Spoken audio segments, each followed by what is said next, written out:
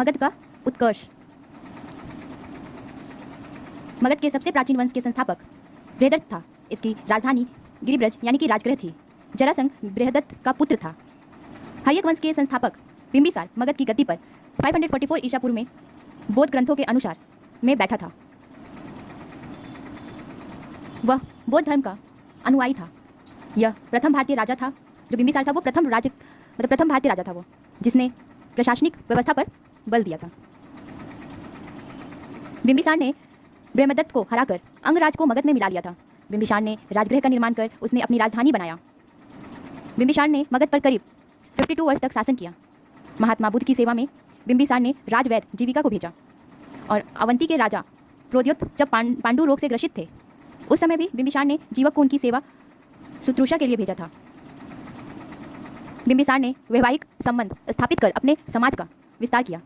इसने कौशल नरेश प्रसेनजीत की बहन कौशला से और वैशाली के चेटक की पुत्री चिलना से तथा मध्य देश आधुनिक पंजाब की राजकुमारी क्षेमा से शादी की। बिंबिसार की हत्या उसके पुत्र अजातशत्रु ने किया था जो कि चिलना का पुत्र था और वह 493 ईसा पूर्व में मगध की गद्दी पर बैठ गया। अजातशत्रु का उपनाम कुनिक था।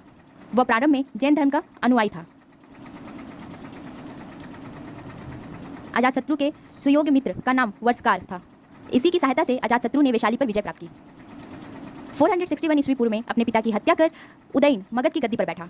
अजातशत्रु का पुत्र था उदयन जो अजातशत्रु की हत्या करके उदयन जो था वो मगध की गद्दी पर बैठा। उदयन ने पाटली ग्राम की स्थापना की। वह जैन धर्म का अनुयायी था। हर्यक वंश का अंतिम राजा उदयन का पुत्र नागदशक था। भारत का जो प्रथम राजा था वो तो बिंबिसार था, हर्यक वंश का था, और इसका हर्यक वंश का अंतिम राजा जो था वो उदयन का पुत्र नागदशक था। नागदशक को उसके अमात्य शिशुनाग ने 412 ईसा पूर्व में अपदस्थ करके मगध पर शिशुनाग वंश की स्थापना की।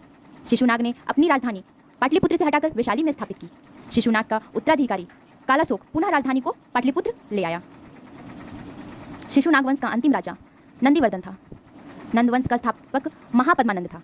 नंदवंश का अंतिम शासक धनानंद था। यह सिकंदर का समकालीन था। इसे चंद्रगुप्त मौर्य ने युद्ध में पराजित किया और मगध पर एक नए वंश यानी कि मौर्य वंश का स्थापना किया। यानी कि जो भी है। धन्यवाद।